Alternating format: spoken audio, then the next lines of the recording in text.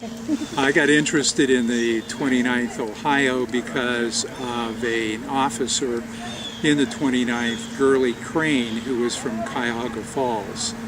And I got his photograph, and after owning it for a few years, I realized that he was a local soldier and buried in the falls. So I went to the cemetery and found that he had no headstone.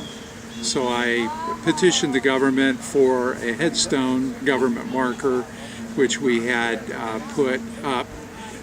The cemetery graciously waived the fee for it, and then we had a ceremony for it. So that really started my interest in the 29th, and then I began looking for other photographs of members of the 29th or artifacts. There are many people. Rollin Jones, who was actually from Ashtabula County, was captured, and then in a later battle he was wounded in the neck, and he suffered from his wounds for years after the war and gradually went insane. And so the story kind of gripped me, and then I had found some artifacts about him, how I got interested in him.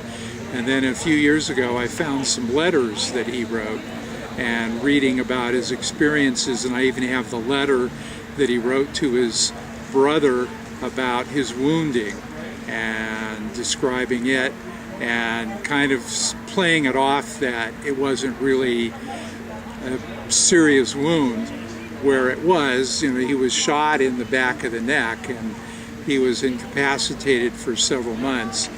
But he did eventually come back to the unit and serve out the war. Jonas Schoonover, who was the last colonel of the regiment, I discovered his corps badge. The 29th wore a star for their corps badge, and I was able to purchase Schoonover's corps badge and research him, and then later I got a photograph of Schoonover at a reunion.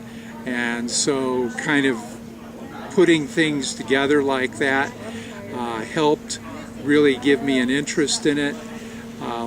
Battles, Gettysburg was the most important battle that the 29th was at.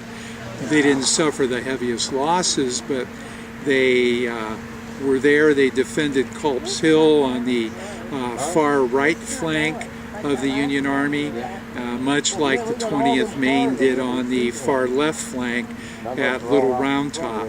So there were all kinds of interesting stories and people involved that were local history that I didn't want to see forgotten.